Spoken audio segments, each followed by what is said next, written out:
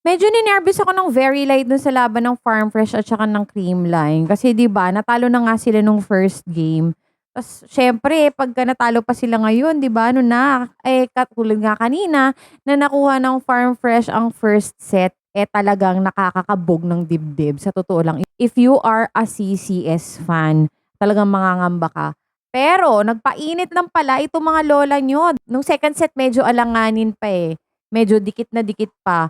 Nung third set parang napagod itong Farm Fresh 'no, at, eto nga ay uminit na nga itong CCS naman kaya talagang kabig ng kabig sa points. Pero nung first set talaga sa totoo lang yung mga palo ni Pons at dahil nga kabilang na ito si Pons sa first six ay kailangan niya magpakitang gilas. However, hindi nga makabaon yung kanyang mga tira kanina.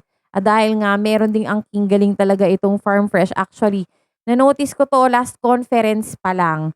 Mahuhusay ang Farm Fresh sa totoo lang na sabihin nating medyo baguhan pa itong, team na ito, ay talaga nakakakuha sila ng at least one set against other teams. Actually, meron nga sila natalo, F2 yata yon yung last time natalo nila, 'no?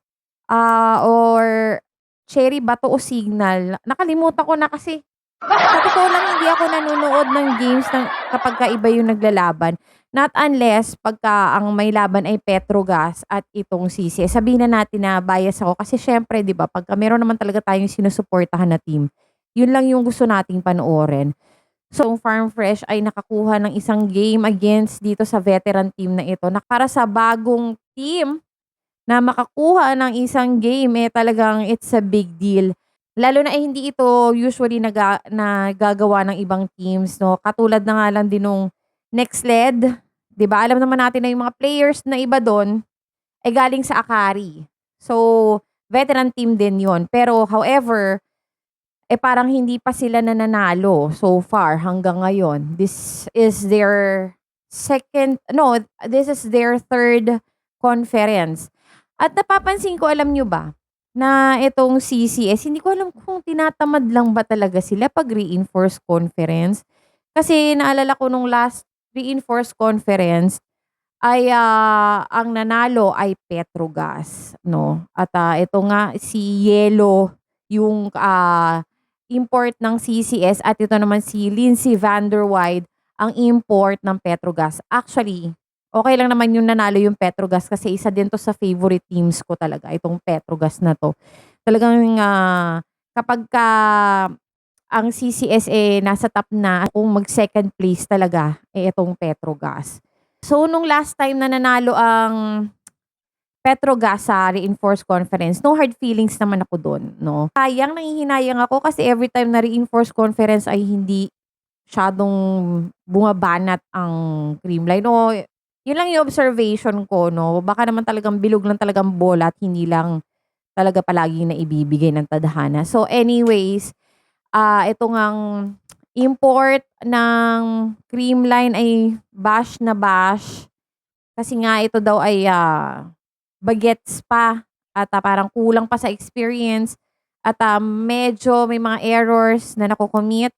Kasi compared to other imports ng ibang teams, matatangkad yung mga imports ng kabilang team. So, parang yun din yung isang factor na tinitingnan ng ating mga kababayan 'no, dahil, ay porket ganito yung height, ganyan. Pero kung makikita niyo maganda naman ang laro niya, yun nga lang siyempre di mo maiwasan na nagkaka-error din sometimes. Dito naman sa import ng Farm Fresh, ang lakas din talaga pumalo, 'no? Siyempre black 'yan, talagang pisikalan din yung laro niyan at iba din humampas ng bola, 'no, kumbaga. So, eto nga ay first win ng CCS dito sa Reinforced Conference 2024 at, sana ay kahit papaano makaabot pa rin sila ng podium. Ako tanggap ko na for how many years fan ako ng CCS. May times talaga na ina-accept ko na gano'n talaga, Lahat ng magagaling ay lumilipas din in time. Actually, yung ibang players na hindi gaano nagagamit, dapat this is their time to shine. No, na parang maipakita nila din yung galing nila na kahit wala ang mga key players, no, na hindi sila masyadong asang-asa sa key players, dapat ipakita din nila na meron din silang maibubuga. Kumbaga, eto na yung chance nila. Sana nga pinapasok dito si Vargas at saka si Mandapat kasi siguradong init na init yan. 'Di ba? Sila Bernardo. Dapat pinapasok din yan kasi talagang maiinit yan maglaro. Kasi sabik nga, 'di ba? So, sana si Coach Sherwin ay maisip din niya yun lalo na kapag rookie team yung kalaban nila, try niya naman ipasok yung mga matagal na nang nasa bench. Since nag-experiment din naman 'to si Coach Sherwin, 'di ba? Experiment niya yung mga nasa bench niya.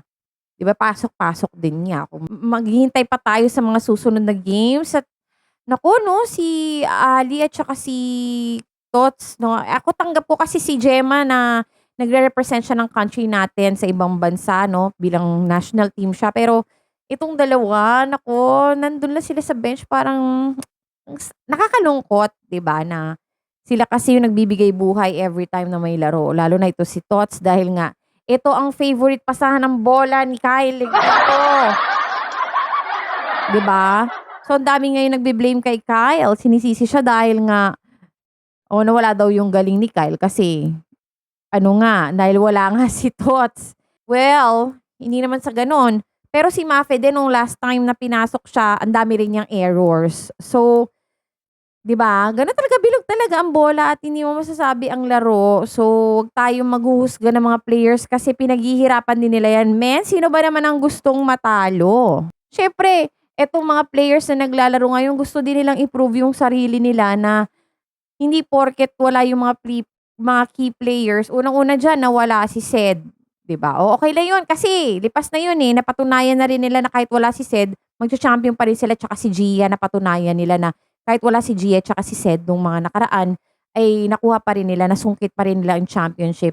So eto, ngayon na yung tatlo naman yung nadagdag sa nawala, Gemma, Tots at tsaka si Eliza, sana inaano din nila sa sarili nila na kailangan nilang i-prove na hindi lang dahil dito sa mga key players kaya din sila nananalo. So, eto ay magiging challenge sa kanila kumbaga.